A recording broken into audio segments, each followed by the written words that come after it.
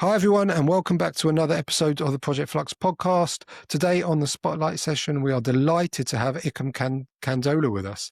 Ikem is the co-founder of the AX, and we're going to find a lot more out about the AX as we go through the podcast. And as usual, we have Yoshi with us, co-host of Project Flux. How are you, Yoshi? I'm good, mate. I'm just coming back from Mauritius, and I'm back out again to Mexico tomorrow morning. So it's an eventful few weeks. Always on the move, always on the move. But as our listeners know, despite that, the show always carries on, and we're always bringing you these podcasts with fantastic guests every week, no matter where in the world Yoshi happens to be. So, Ikem, thank you so much for coming on the show. It's a real pleasure to have you join us. Yeah, thank you so much for having me. And it was really fascinating in the briefing call that we had a few weeks ago to find out about your background and what you've been doing and some of your ideas around consultancy. And we're really going to go quite in depth with some of your ideas, some of which, I'll be honest, since we spoke, have really stuck with me and really shaped my thinking. So I'm looking forward to you sharing it with the audience.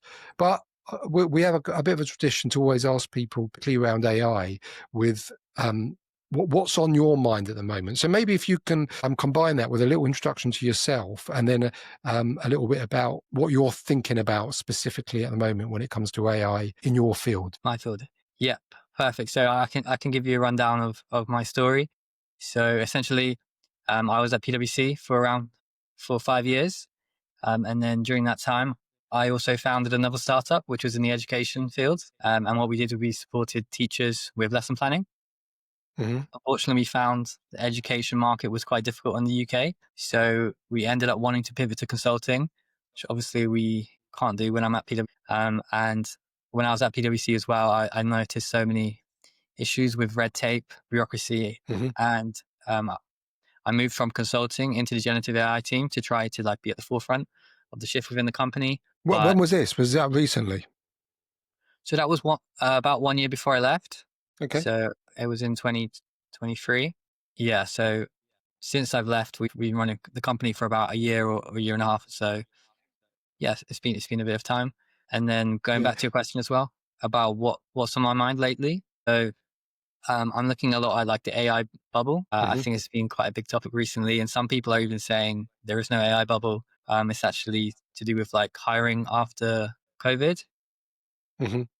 And it has a big impact on investors' mindsets at the moment. And as a startup, we're always thinking about the next raise. So yeah, that's been on my mind. Okay, that's interesting. And that is, you're right, the whole AI bubble, is it going to burst? Is it not? We've published our view on it actually in the blog that we write for Project Flux. But what's your view? Do you think that we are at the very top of a bubble and we're going to get a big burst similar to the .com bust? Or do you think it's just going to be a sort of gentle correction? Or do you think it's just going to keep going up? It's difficult to tell. I think there's a lot of factors, even politically as well. But obviously I won't go into that. And then I think, in my honest opinion, I think AI is actually underhyped. I think the amount of value that it brings to the economy is so much bigger than people even realize. And we're really in the very early stages of AI. Most people just know AI through ChatGPT and maybe a few basic tools, but they don't realize how AI can actually impact systems so much that the value produced by companies can improve exponentially. So I don't think it will burst. I think there might be a gentle correction, but I'm very optimistic for the future. Yeah, I think that's our view as well. And then people will often kind of throw the baby out with the bathwater with these things. They have a bad experience, and they say, "Well, this whole thing is overhyped." But I keep using that phrase that I heard, which is the worst AI you'll ever use is the AI you use today. And it does very much feel like I'm old enough to remember being around in the .com boom, actually. It does feel like the very early stages of the kind of internet phase. So I can understand the comparisons, but I think the actual landscape's very different this time. Yeah. Tell me a little bit more about PwC then, because obviously big consultancy, lots of red tape, etc. So what did PwC teach you, and what did it also make you want to unlearn? Yeah. So, I'm very grateful for everything PwC have done. They took me from just university graduate into a full professional individual. When I started, I was always quite nervous to go into meetings with clients, and then it really helped me in that side. And I thought I had to big myself up, and I thought, oh, I'm just a new person coming into the meeting. But when I started joining the meetings, a lot of the time there were also other graduates in the meeting from the other side who were also shadowing. Yeah. And then when you got to network with them, you just realize like, this is how business works. Obviously, you need to get trained to go into these big organizations. No one just finishes uni and they know everything. So it really improved my confidence on that side, which has really helped me in my business state and being able to make that leap into starting my own company. But there are a lot of things I had to unlearn as well. I think at PwC, there's often a few things which are really, really important. And if you get those done, you get a lot of credit. But then there's other things where this day-to-day work, if you don't do, even when you do it, you don't get much credit, and there's a bit of politics involved. So like starting my own company and being in a startup is really refreshing because we don't have to deal with that. But at the same time, if I don't do the work, then there's not really enough to pick it up, which is a downside as well. It's all on you, right? It starts and ends with you at the moment. Exactly. Just me and the other co-founders, really. Yeah. I mean, because I know in consulting firms, they're huge, right? And, and you mentioned at the start of this, red tape, a lot of bureaucracy.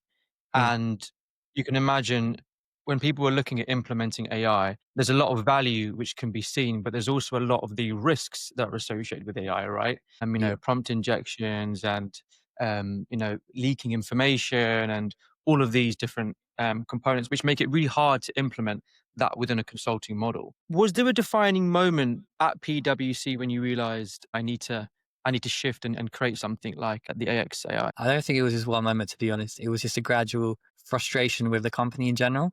I think I was already becoming frustrated, and then I wanted to start the first business, which was in the education field.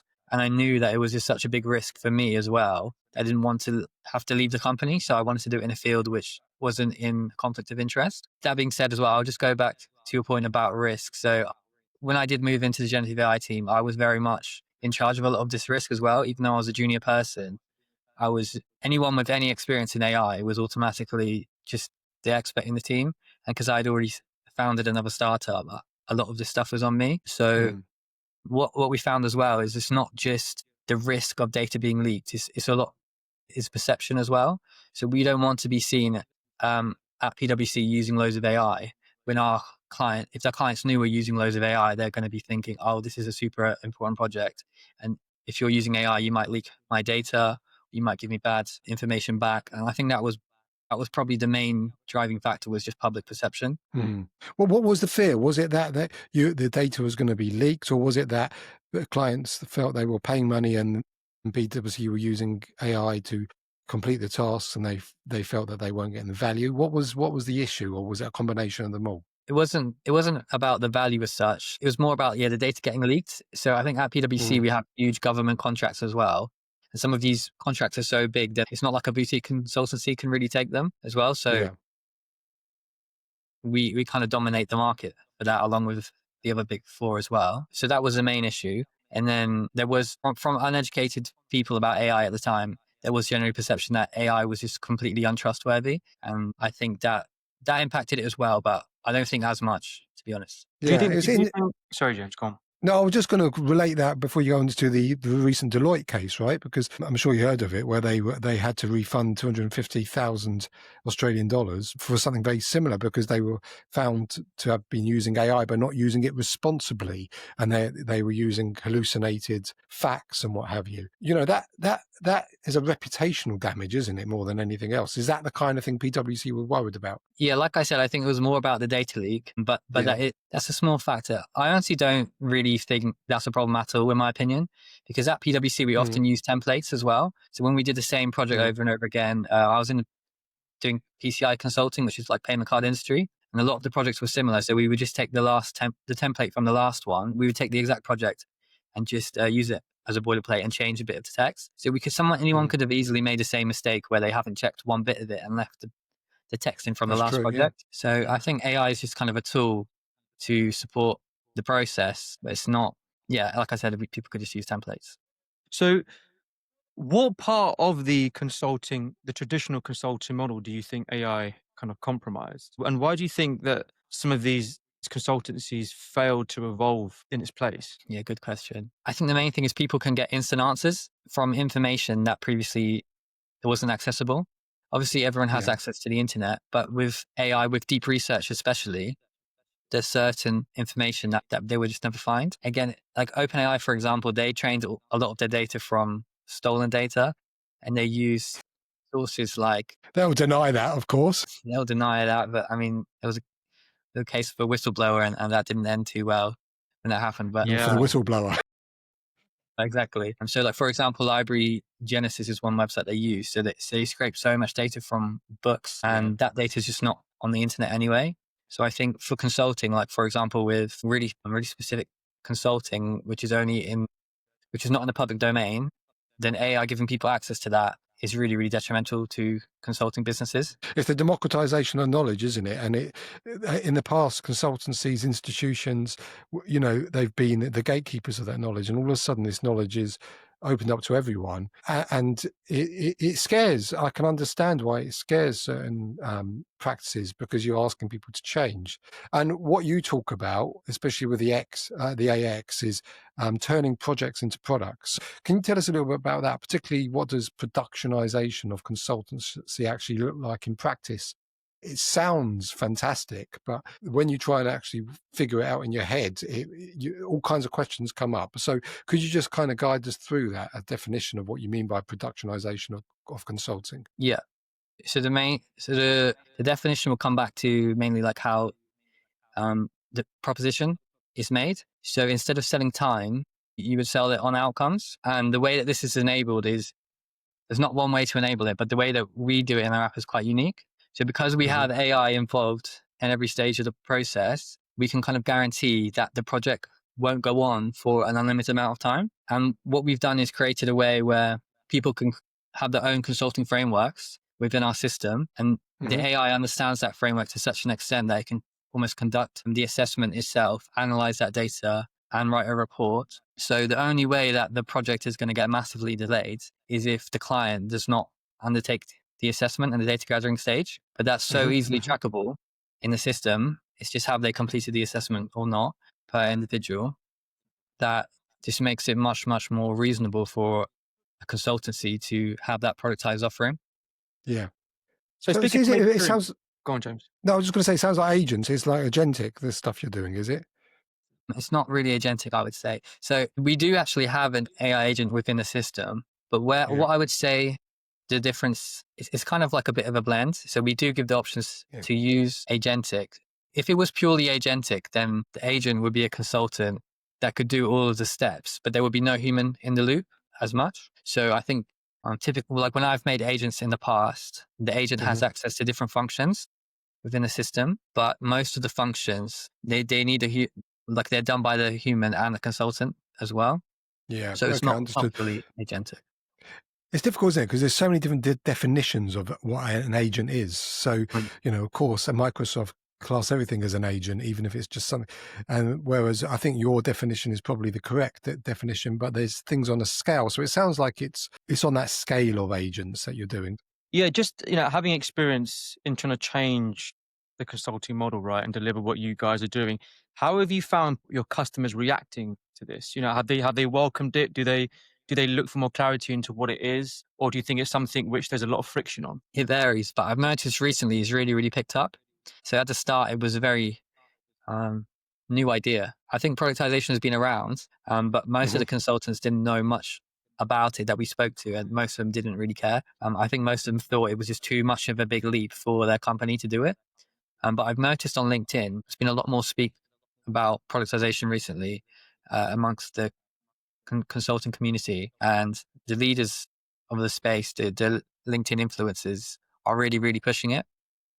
Yeah. So I think it's a big thing now, to be honest. Well, I mean, I think what people are realizing is all this systems thinking stuff is that AI is great, but if you don't have the foundations in place, number one, the data, number two, the processes, you're not sure what you're asking the AI to do. So people are starting to realize you need those foundations in place. But in some senses, this has been around for quite a while. I was talking to, I can't remember the name for it, but even back in the 90s, there was this whole movement about, automating processes. So it's a good thing to do regardless. So, despite the fact that it's got different names and now it's being used as a potential way of powering AI, why do you think so many consultancies resist this shift? Is it because it's going to disrupt their model that they've grown accustomed to and reliant upon? Or is it just kind of a little bit of ignorance about what could happen? What's your view on it, Ikem? I'm going to have to say something that some people don't want to hear. That's fine. We like a bit of controversy here. I think a lot of the people who are running these consultancies, they have a bit of an ego, especially like I think British culture compared to the US culture.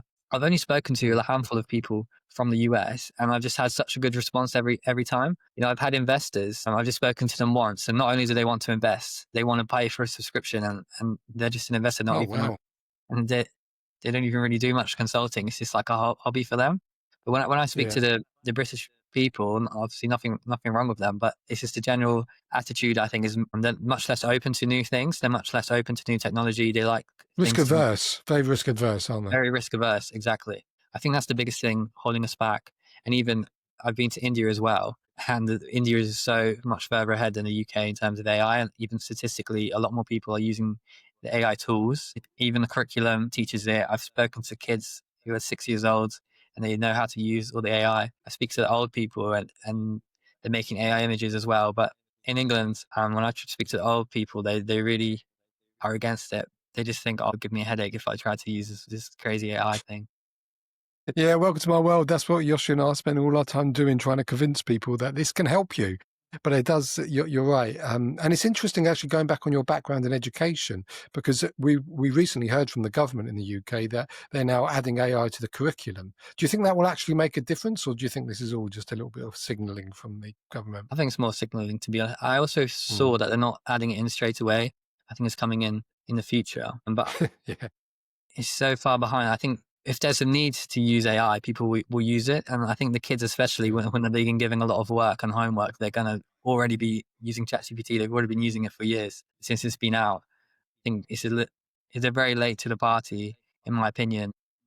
And I think, honestly, the whole way that we do the education system needs to change now that we have AI as well. I think we need to think a lot bigger, not just teaching people about AI. Like, we should be using it in the teaching, and the students. Like, if we think of the AI as kind of like what it is, artificial intelligence, like almost an artificial human, it could be an opportunity like for every student to have like one-to-one time with a teacher. If we use the AI in the right way to be more like teachers, I think that would be so much more beneficial. Like, even for example, when I try to do language learning at school, I'm so bad at speaking because the only time you get to speak is when you speak to the teacher.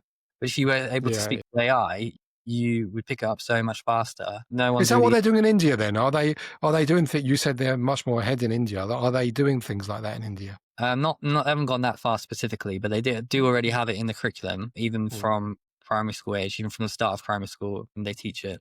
I haven't gone into the details of exactly what they teach. It's really interesting because I saw there's a lot of movement around resistance to AI at the moment. I think I saw something where Sam Altman was subpoenaed, wasn't he?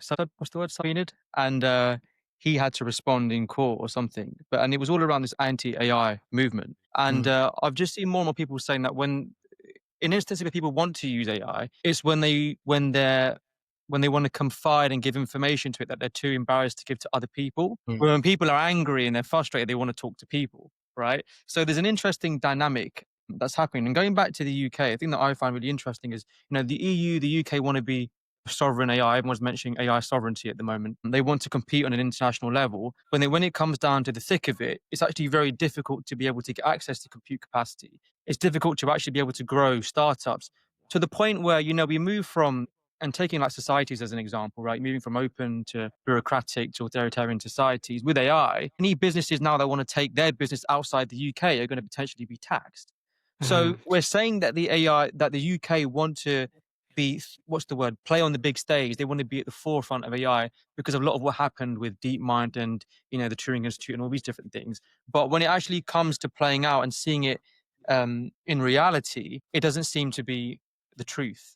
Right. Well, it's mixed signals, isn't it? That's what we're giving, is mixed signals. On the one hand, we're saying, come to the UK, we're going to be a powerhouse. On the other hand, we're going to tax you. It's very confusing. What are we saying? Do you remember what Yoshi and I went to the Gen AI conference at Oxford University, and Matt Clifford was there. And I think it was him who was talking about what the UK is trying to do with the AI action plan is give a big he called it the bat signal out to the rest of the world, where come to the UK and play. We're going to be that. I think we're trying to position ourselves as that kind of intermediary between the US, which are going gung-ho, and the EU, which is obviously incredibly cautious. So it's going to be absolutely fascinating to see how it emerges. Yeah, and just on this point here, because it's really important for businesses to, I mean, the problem at the moment, right, isn't just the pure intelligence we have from these models, right? I mean, Kimi K2 just knocked all the Western models out of the water, Yeah. I think this week, and no one's really spoken about it. The problem at the moment is how do we implement these things into businesses, right? You know, into consultancies, into all these different industries. And it seems to be very, very increasingly hard to do that because it's finding the right use case is difficult. You know, make sure you've got your data in order is really difficult. And I think it's becoming, that bubble exists because of this widespread issue at the moment. I don't know how we're going to solve it, essentially. Yeah, well, the person that does will be very rich indeed. But let's move. I want to talk like a bit of a follow on, because when I met you, Ikem, you talked about this consultancy as a service paradigm. So can you tell us what that means when you talk about consultancy as a service? Yeah, so it's similar to SaaS, which is like software as a service, but for the consultancy industry. So we've seen kind of the idea of it in the past with retention models in consulting. But what we really mean is kind of taking that a step further. And that's kind of where we're going with our business and building a whole system for that, where companies can sell their consulting services and then have an easy way to, like, every 6 months or so, repeat those services and store all that information in one place in an easy way for people to analyze it and benchmark themselves and see that improvement rather than just having kind of one-off projects. So is that a subscription model? Yes, that's the subscription Is that model. what you're talking about? Yeah. So what? So a customer would pay a monthly cost, and through that they would have access to consulting as and when they need it, much in the same way as you would buy a Netflix license and have access to films as and when you need it. Is that what we're talking about here? Yeah, exactly. But it's slightly nuanced because that is already a thing. But the way it works at the moment is, like, say you consultant would have to do a lot of manual work in that, so it's not that feasible. Mm-hmm.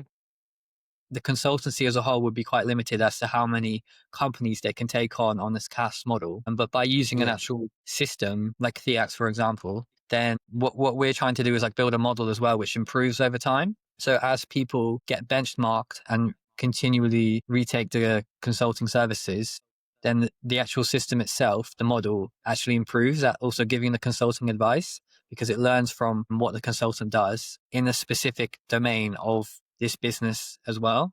So that kind of takes it a whole level higher than what could ever be done before. So, but basically, if you're a consultant, you can subscribe to the AX and you basically utilize your platform, and then customers can go through the AX to get those people's services. So is it a bit like a marketplace? Yeah, it can be. Yes, it is. It is like that as well. Yes.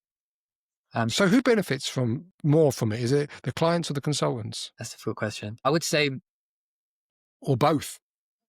Both, definitely. I think at the moment it's slightly on the side of the consultancy. This is because, like, there's so much pressure on consultancies at the moment with obviously all the stuff on AI. So I think they desperately need some kind of lifeline to help their businesses out a bit more. And the CAS would be a really, really strong contender for them. I think on the client side, it definitely helps streamline the whole consulting aspect. And that would be a big time saver and a cost saver, but I don't think it's like as critical as it is for consultancies. So how do you match clients with the different consultants? How do you curate that? So that will come down more to the marketplace aspect. And at the moment, that's not something that we have delved into. It's more something down the line that is a potential. But at the moment, we don't really do that. So the consultancy themselves, they would use our platform to create assessments, and then it will be up to them to share these on their website, landing page, LinkedIn, etc.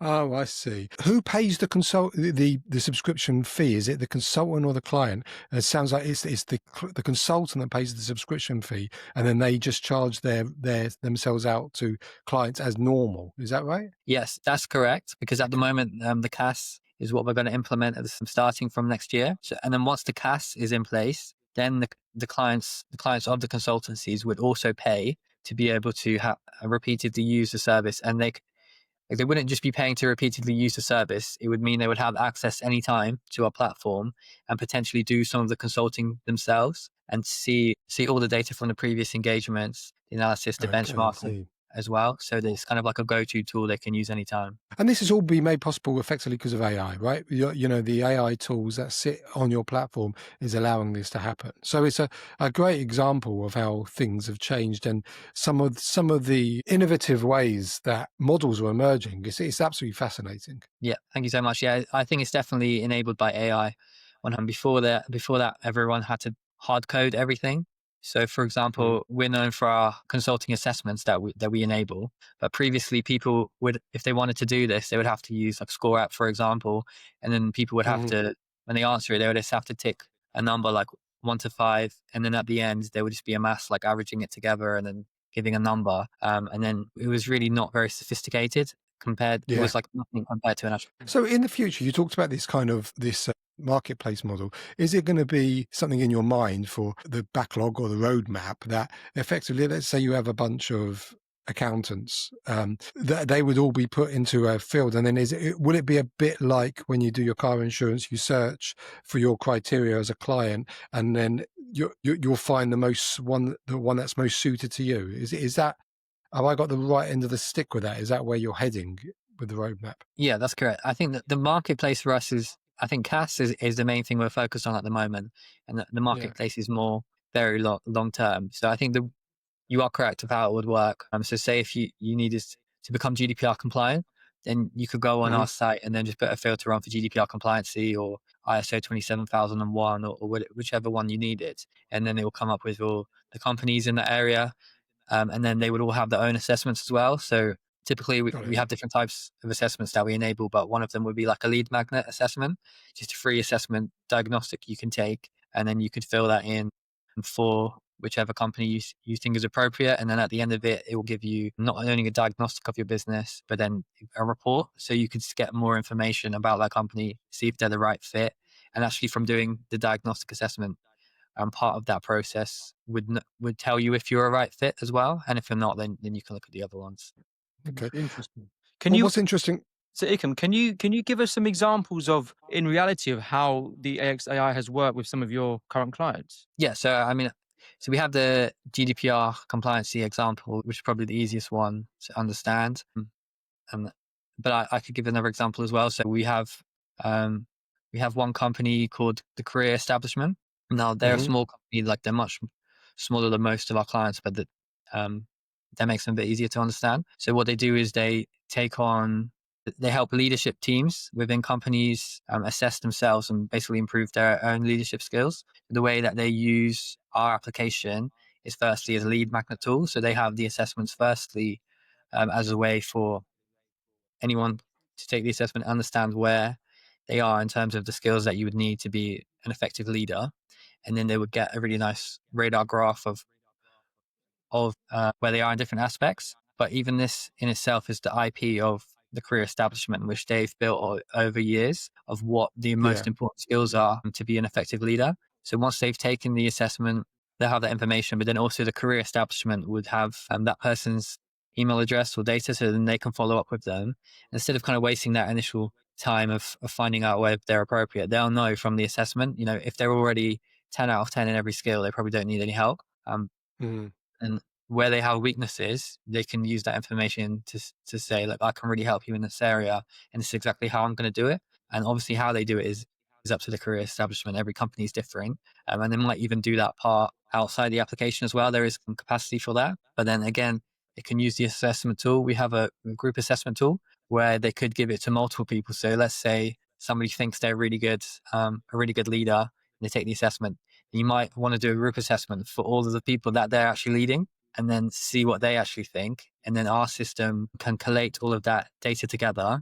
And it's not just numbers, it's like could be pages of text, which the AI can understand and use the initial consulting framework, which they created in the system to analyze against and produce a really good report on recommendations and next steps of how to improve that. And then again, if the Career Establishment wanted to, they could charge to actually go into the company and deliver some workshops again. So we have our AI agent called RCX. So that can read any of the data in the database or basically any of the data in the application. So you could just go to that and say, oh, we just did an assessment of this company. Tell me how that company did. and it will just pull up all the data for you. And then you can say, well, write a workshop based on my framework of what we would do for them. And then it can create a whole proposal and proposition for them. And then you can just fire that email off from the app and then try and Amazing. sell those services. And that's something they just wouldn't have had access. I mean, this brings me to another question, which is what I think the AX is going to do. It's going to even out the playing field, because the big companies obviously have got access to R&D money and they can invest in these things. Some of the smaller boutique consultancies, whilst they can outpace the big companies in terms of, being agile and stuff, they sometimes aren't able to invest in these technologies. By subscribing to the AX, they basically get access to those technologies. And I think, there's a potential there for the boutique consultancies to start outpacing some of the giants, particularly in terms of AI. So any boutique consultancies listening, I think this is a huge opportunity. Yeah, exactly. I can give you an example, actually. We had a flagship project recently where I shouldn't go into too many details, but one company was helping a government agency. I can say government of Gibraltar specifically.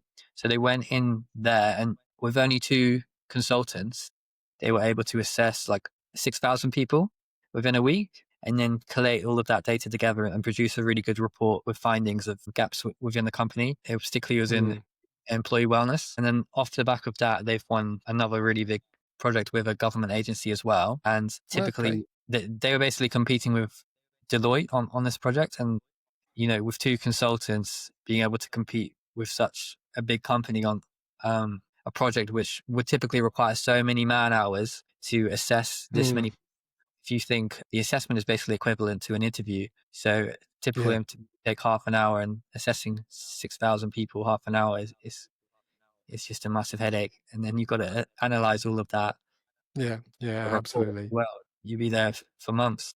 Yeah, so that's why I'm saying it's evening things out, isn't it? I do want to pick up something with you about recently it was announced that PwC, going back to your PwC's days, they've cut graduate intakes and they've let partners go. And there's a lot of people saying, well, that's all to do with AI.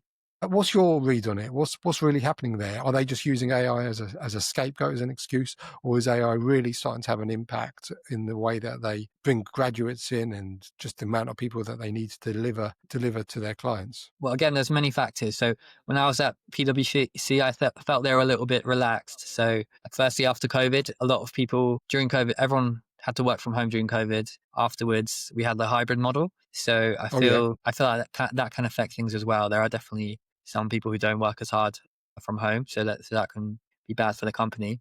But I think AI is a massive, massive factor, probably the main factor, and the company is just not using AI. It's not adapting to AI quick enough. Oh, gee, is that what you think? They're not going? Definitely. They weren't moving fast enough, rather than, because some people were saying that it was because they were using AI so much, they're saying, well, we don't need so many graduates. But you actually think it's the other way around. They hadn't adapted fast enough. Therefore, it was having impact to them the other way round. So they had to let people go because of the income. Yeah, I think so. I think if they had adapted more, if they were adapting more quickly, then they would be changing the way that they do business much more quickly. Like, for example, I did a PCI assessments. If they had adapted quickly, they could do these PCI assessments much more quickly. They would know they probably need to focus more on marketing and getting more assessments out there. And that could have been a massive opportunity for them, because they've kind of lagged behind. They've let the boutique consultancies come in and outpace them a little bit, because the boutique consultancies as well will be able to do it for a much, much lower cost, especially if they're using AI in their systems and PwC isn't.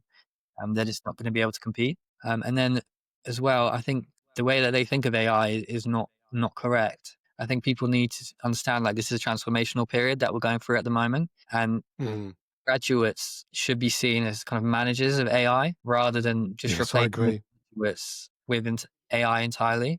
I think ultimately, on a much bigger level, like, the role of a company is to add value to the economy. It's not that if AI comes in, then there's not going to be any jobs, or like there's not going to be any work. You can always add more value to the economy. You can always add. So if they're selling a service to a company, they can always add more value to that company. They just need to think of new ways to add value to that company. They have the resources. They have the skilled consultants. They just need to adapt, and then they're not making that shift quick enough. Yeah, very, very wise words. Yeah, and I think the world's in a massive transitionary period at the moment, and it feels like management consultancies are still trying to find their feet. I mean, I think I think they had early movers advantage really to be able to adapt AI and shape it around what they were delivering. Because of a lot of the bureaucracy, I think some of them have struggled to do that. They've brute forced it into reports like Deloitte's one to the Australian government, which had a lot of issues. So because we're in this transitionary period, like you mentioned, it opens up opportunities for small boutiques to be able to come in, change the way the model was delivered. You might have, consultancy as a service like you've mentioned. Taking all of this into consideration, what's your message to investors about why they should invest into this, what you're doing now? So, there's a word of caution. I would say for investors, there was a period where anything with AI would just get investment. I don't think that's correct either. I think AI is just kind of a tool, like a means to actually achieve the goal. So there's like so many different factors and market dynamics that they need to think of. But what we're doing really well is that we've created a whole system for the consulting process. It's not just an AI tool where you put something in and you get something out. It's like every step from the CRM generating leads to the analysis of the group assessments. There's an AI agent to do things quicker. Like there's so many things that the consultancy just need one product and they can just use one thing. And all the data is in the system. So like you were saying earlier, one of the biggest problems is that people don't have the right data for AI. Well, if you use our system, it's impossible that you wouldn't have the right data for the AI because all of the data would be in the system already. You wouldn't need to go and like pick it from one place and copy and paste it in like we do with ChatGPT. Like everything is it's there. It's always referring to it. Yeah, exactly. Like it's fundamental.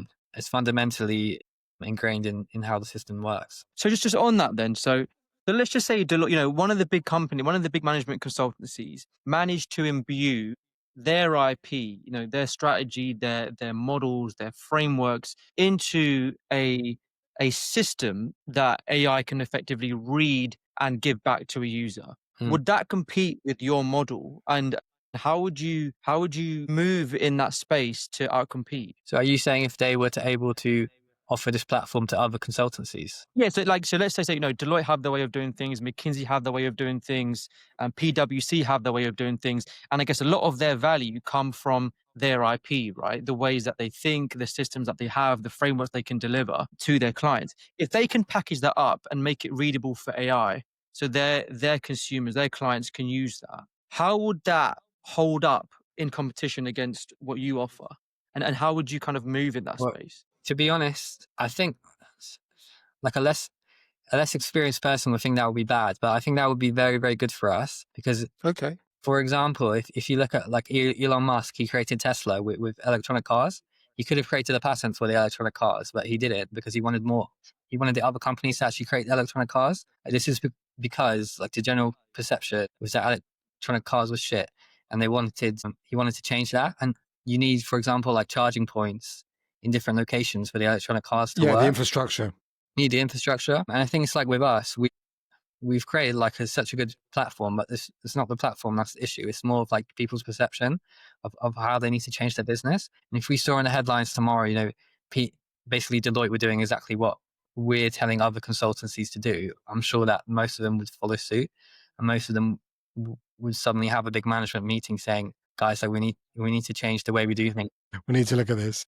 We need to look at this. Well, it's number one. It's a cultural change thing, isn't it? You're getting people to change habits of a lifetime, and it's also about growing the pie, isn't it? For everyone, if everyone starts doing what you're doing, then it becomes more accepted. Yeah, and also if they were to do it, it wouldn't negatively affect us because they're not our competitors, and because them productizing their consultancy is different because we're helping other consultancies productize their consultancy. So Deloitte are only competing with the consultancies that we're helping. They're not competing with us directly. I see. And Deloitte wouldn't really be an ideal client for us either. We're trying to help the boutique consultancies compete with Deloitte. Cool. Yeah. So one more question for me, because we're drawing to the end of the podcast already. So going back, like marrying your education background with your consultancy background, if you were building a curriculum for future consultants, right, what's the one module you'd insist on? Specifically for consultants to learn? Yeah, and it doesn't have to be about consultants, but maybe it's about something that you've seen that you'd like to change about them. So what would you want them to learn to be the best possible future consultant, AI-enabled future consultant, maybe? I could say something, but in my opinion, I think they need to learn economics a bit better because wow, it goes back to my point where the role of companies is to. I assume they all knew that already. But most of them don't believe it. Most of them are thinking they don't. A lot of them think they don't want AI to come in because it will replace them. They don't realize that there's kind of unlimited potential out there for the amount of consulting projects that they can deliver. They think, there's only space for 1 million consulting projects a year across the economy. If, AI will come in and then there'll just be a few companies that are doing like all of this 1 million. But really there's once the consulting project is productized and it can be done, say, in a week instead of 6 months, and we could be doing like 1 billion consulting projects a year, just a consulting project beyond different things. You might get GDPR compliant in a week instead of 6 months. Well, then instead of focusing on only selling GDPR compliancy services, you might want to sell the next step that somebody needs after that, or you might want to expand in different ways. And you would be much more able to do that by using AI than ever before, because it's enabling you like on the education wise, in terms of like lead generation. So many AI tools, not just our company as well, that accelerate every single process that they would need. So I think they need to understand the economics of it and have a mindset shift, which is the main thing holding people back. Yeah, I agree. It's a never-ending battle, I think, because as fast as you get someone round to the idea of using a certain tool or a certain kind of breed of AI, we're on to the next one, and then you've got to almost re-educate again.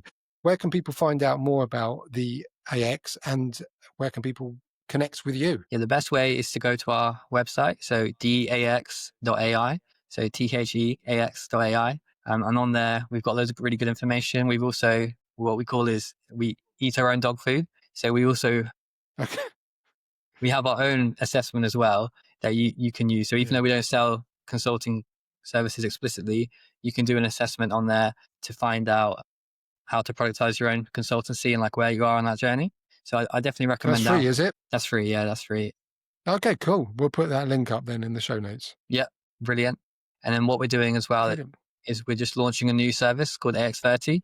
So instead of taking on all the risk of trying our platform, it's a 30-day handheld service where we'll help you in 30 days productize your services, and you get a subscription to our app as well, which you can try out. And honestly, the main struggle for people is the business transformation of the productization. So it's not like just getting an app is not enough. So we'll be there to help you through that. Cool. So I highly recommend checking that out. That's brilliant. Yeah, but everyone, click through on the show notes or go to the AX.ai and find out more about that. But Ikem, thank you so much for joining us. It's been a great conversation. We've really enjoyed spending time with you today. Thank you so much. Cheers. Project Flux is here. That's a wrap for today's episode. But before you go, exciting news. Project Flux is teaming up with Project Management Global to bring you the latest in AI-driven project delivery and essential management insights. Through this partnership, expect weekly AI insights, practical tools, and expert thought leadership, ensuring you stay ahead in the evolving project landscape. Stay tuned for exclusive content, joint research, and strategies to supercharge your project outcomes. You can learn more at www.pm-global.co.uk and be part of the future of project management. See you later. Project Flux is here. Just want to give a big shout out to our sponsors, Construct.ai. For anyone interested in looking at Construct.ai, the link's in our show notes. There's a free tier that you can play around with. Yoshi and I have been using it for a good year since it was originally launched, and we get a huge amount of value out of it. So I thoroughly encourage everyone to go onto the Construct.ai site and have a play around. Cool. And guys, before we sign off, please don't forget to share, follow, and like all of our stuff. So that helps us to engage with you and understand a bit more about what you want so we can bring it to your doorstep as early as possible. See you later, everyone.